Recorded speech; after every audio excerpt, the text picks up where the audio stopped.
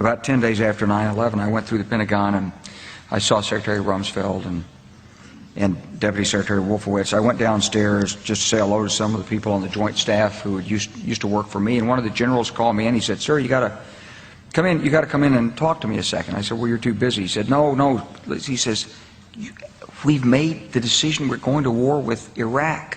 This was on or about the 20th of September. I said, "We're going to war with Iraq. Why?"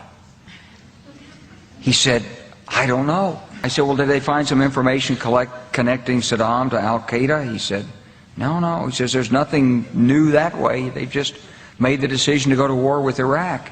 He said, "I guess it's like we don't know what to do about terrorists, but we've got a good military and we can take down governments." And he said, "I guess if the only tool you have is a hammer, every problem has to look like a nail." So I came back to see him a few weeks later, and by that time we were bombing in Afghanistan. I said, "Are we still going to war with Iraq?" And he said, "Oh, it's worse than that."